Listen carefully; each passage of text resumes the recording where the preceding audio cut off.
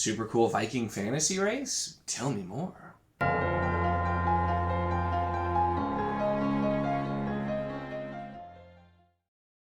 Hello and welcome to my channel. In this video I'm going to be talking about the Eika from Crown of Stars, who are legitimately, are technically, when you look at the Crown of Stars maps, which I did a video talking about the maps and kind of showing the parallels to Europe, they are coming from Viking territories at the time, and that's kind of where they're based. They do raid and longboats, that sort of thing as well, but they're pretty unique.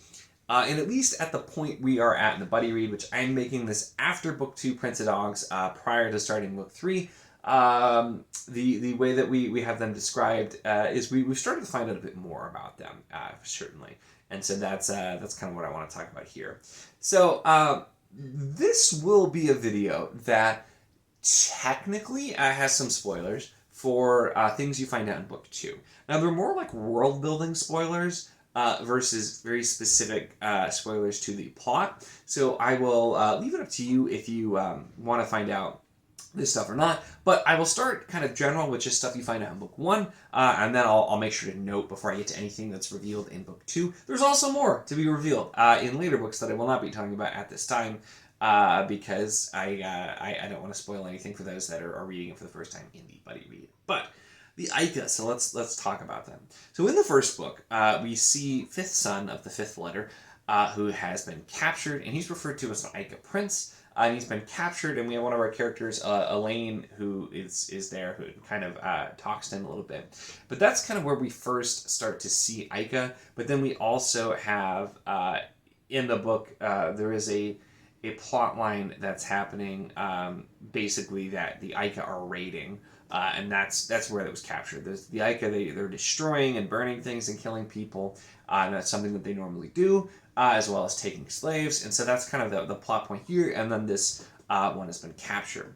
Now, I've talked about with Crown of Stars in general, one of the things I really like is it kind of, each book builds on something a little bit more and builds out the world building in a specific way. And book 2 is the Eika book, is kind of the way I look at it. There's other stuff that's there, and there's so many little things that you might not notice until reread as well. But the Eika are where we really start to find out more there, and so that's kind of why I wanted to talk here. The first book, a lot of it's setting up, and there are other things as well, and we start with the Eika.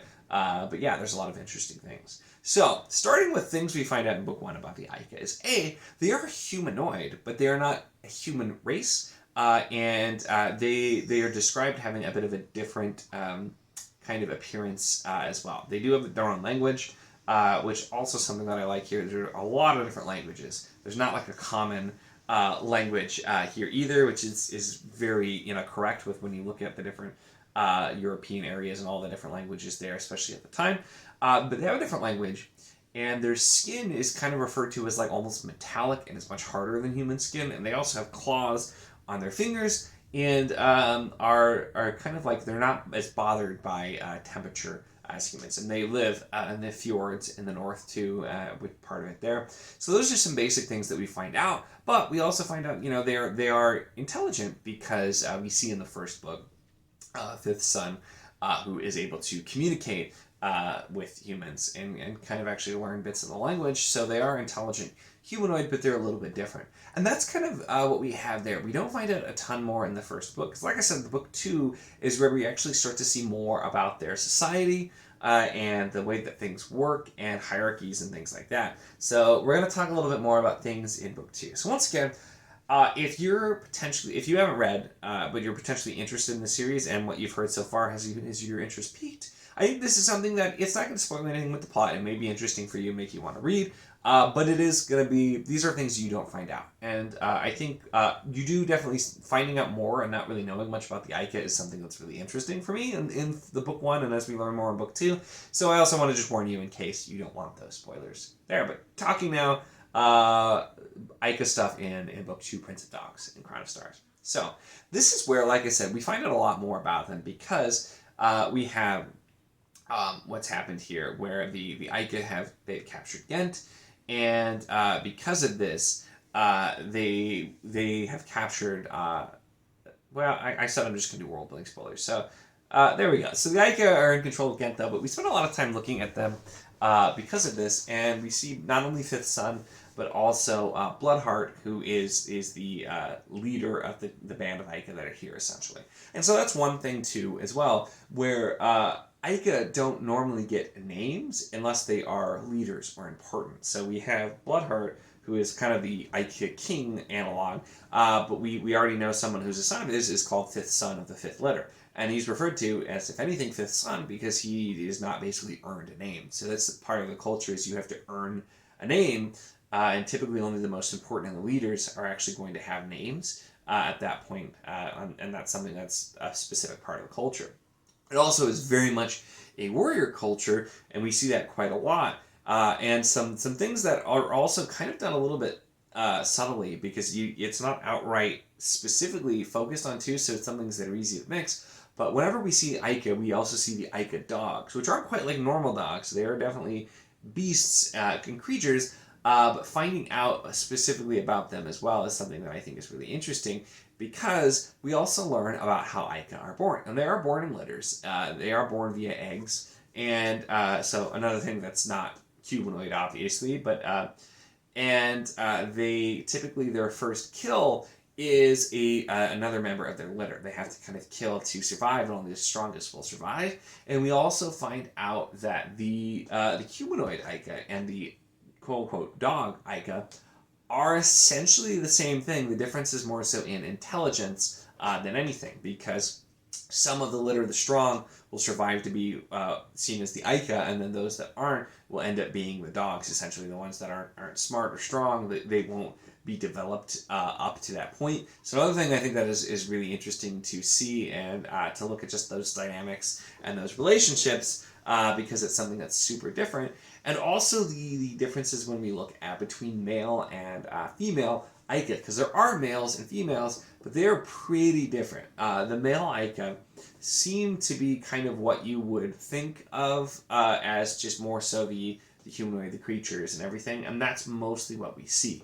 The female Eika do not leave the fjords, they don't go out and fight, but we've got some different versions that are kind of mentioned. And we, at this point, haven't seen a ton of them, and like I said, there will definitely be more, but you can kind of guess and piece together some things based on what's been seen so far, because we have the swift mothers, and we have the old mothers and the wise mothers, and that's something that is set up. And we do know that, Eika do mate, because we have references in this book specifically to a female Eika wanting their litter to come from Fifth Son here, so we do kind of see some of that. But also it is talked about with when you're talking about the swift daughters, and then also the fact that as they age, the females do get slower until eventually they are like almost stone and still alive but not moving. And so that's something that we also get brought up here as well. And so really interesting. And up through book 2, you don't get a ton of reason for why the Eika are the way that they are. That's going to come later, around book 4 is where you get some more information. But book 3 has a lot of new information as well too. So we still have, like I said, the world building kind of builds, but we've started to get to see glimpses of the Eika culture and the society and how it's set up.